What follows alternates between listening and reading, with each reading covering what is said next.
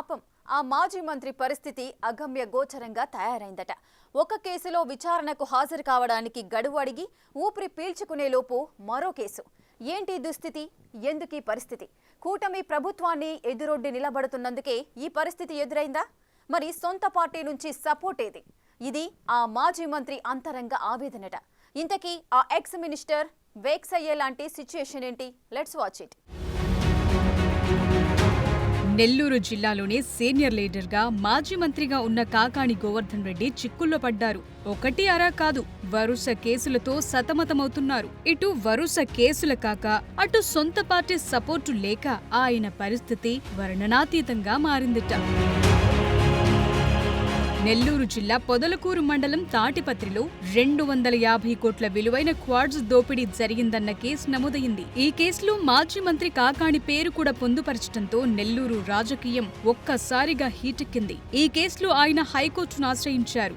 ఇదిలా ఉంటే విచారణకు హాజరు కావాలంటూ పోలీసులు ఇప్పటికే 2 సార్లు నోటీసులు ఇచ్చారు. ఈ నోటీసులకు మాజీ మంత్రి సరిగా స్పందించలేదు. విచారణకు కాకాణి వస్తారా రారా అన్న చర్చ నడుస్తుండగానే మరో కేసు నమోదైంది. ప్రస్తుతం ఇది హాట్ టాపిక్ గా మారింది. మైనింగ్ కేసులో అదనంగా ఈ SC/ST కేసు నమోదైంది. రుస్తుం మైన్స్ లో పేలుడు పదార్థాల వినియోగం విషయంలో గిరిజనులను బెదిరించినట్టుగా కాకాణిపై అదనపు సెక్షన్ల కింద SC/ST అట్రాసిటీ కేసు నమోదు కావటం ఇప్పుడు హాట్ టాపిక్ గా మారింది.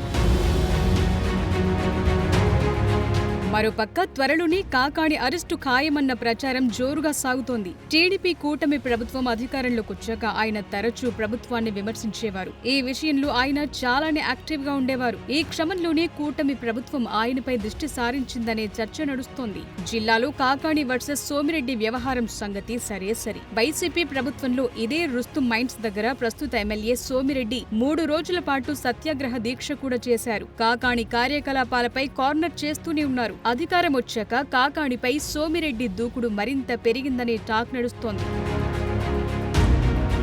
మాజీ మంత్రిపై వరుస కేసులు నమోదు కావటం కూడా జిల్లాలో ప్రస్తుతం అతిపెద్ద చర్చగా మారింది. జిల్లా నుంచి బలమైన వాయిస్ వినిపించే కాకాణిపై కేసులు నమోదు కావటం పార్టీపై ప్రభావం పడే అవకాశముందన్న ఆందోళన వ్యక్తం చేస్తున్నారు కార్యకర్తలు.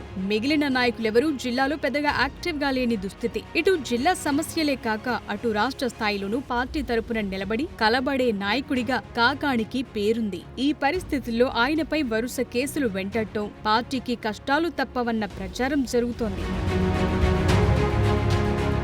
మాజీ మంత్రి కాకాణి గోవర్ధన్ రెడ్డి ప్రస్తుతం వరుస కేసులతో రాజకీయంగా ఒంటరిగా మిగిలారన్న మాట కూడా వినిపిస్తోంది. ఈ పరిస్థితుల్లో వైసీపీ రాష్ట్ర స్థాయి నాయకుల నుంచి కానీ జిల్లాలోని మిగిలిన లీడర్ల నుంచి కానీ ఆయనకంటూ ఒక సహకారం లేనట్టుగా భావిస్తున్నారు. ఇప్పటి వరకు పార్టీలోని ఇతర నాయకుల నుంచి కూడా బహిరంగ మద్దతు ప్రకటన రాని దుస్థితి కనిపిస్తోంది. అధిష్టానం నుంచి కనీస స్పందన కరువైన పరిస్థితి. దీనికి తోడు పార్టీలోని మిగిలిన వారు కూడా కాకాణి వ్యవహారంలో జాగ్రత్త వహిస్తున్నట్టు తెలుస్తోంది. ఒకవేళ కాకాణికి మద్దతుగా తాము మీడియా ముందుకొచ్చి మాట్లాడితే తామెక్కడ టార్గెట్ అవుతామో అన్న భయంలో వీరున్నట్టు సమాచారం. వీటన్నింటినీ బట్టి చూస్తే ఇటు రాజకీయంగా అటు కేసుల పరంగా కాకాణికైతే కొన్నాళ్ల పాటు కష్టాలు తప్పవన్న మాట వినిపిస్తోంది.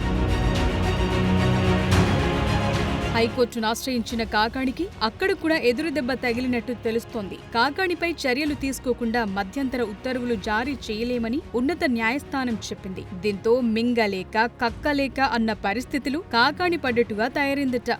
మరి చూడాలి కాకాణి తనకొచ్చిన ఈ కష్టాల నుంచి ఎలా గట్టెక్కుతారో. For more videos like this, subscribe Big TV channel.